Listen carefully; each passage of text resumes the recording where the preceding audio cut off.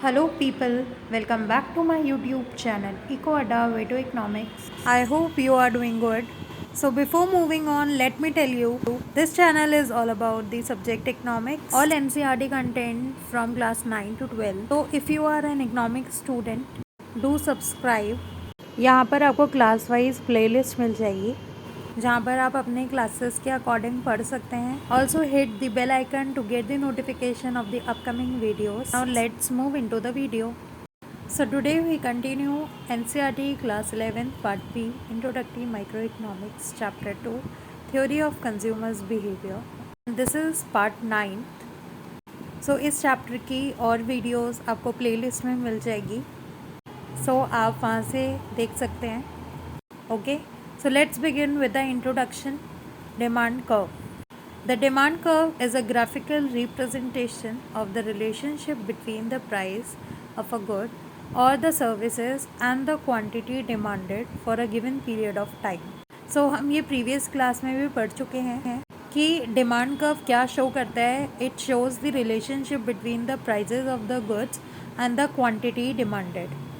किसी भी दो गुड्स का प्राइस और उसकी क्वांटिटी जो है उसका रिलेशनशिप डिमांड कर्व शो करता है.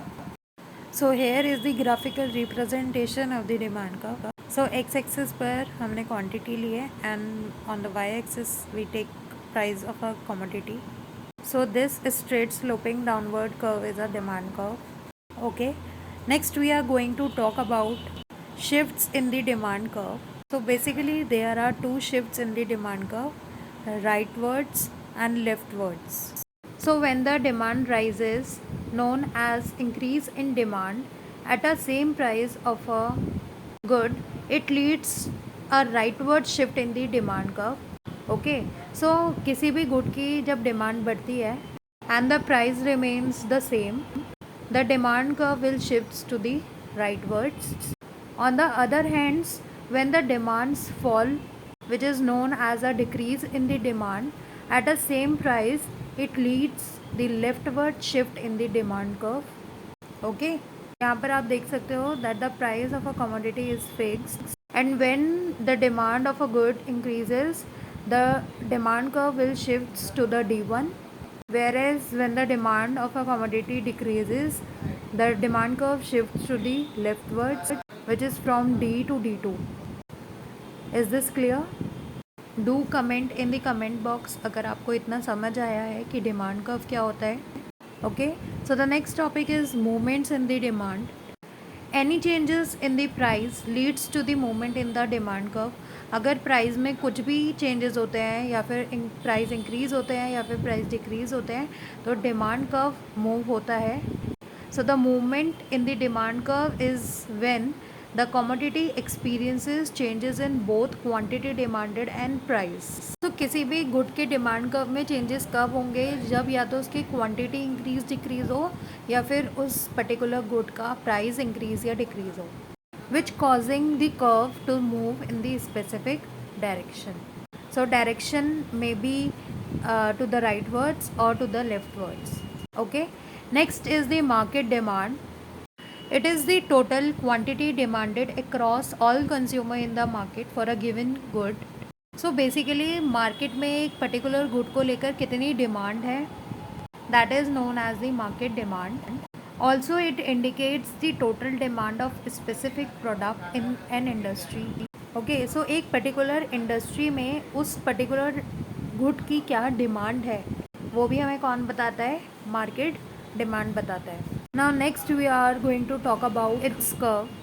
So the market demand curve describes the relationship between the price a good is offered at and the resulting quantity demanded. So market demand curve क्या show करता है? It shows the relationship between the price a good is offered and the quantity demanded at that particular price. Okay.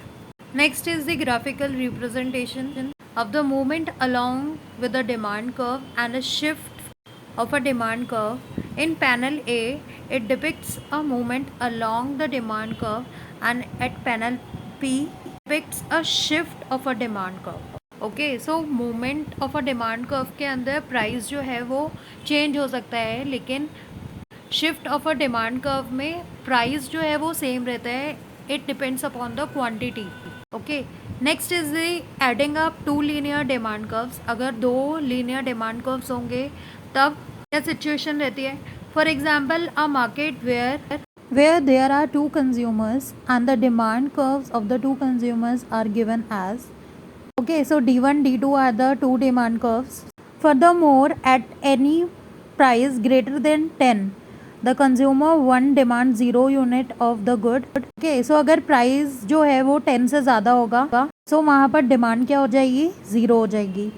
And similarly at any point greater than 15, अगर price जो है 15 से ज़्यादा होगा, the consumer 2 demands 0 unit of a good, so consumer 2 की demand क्या हो जाएगी? 0 हो जाएगी।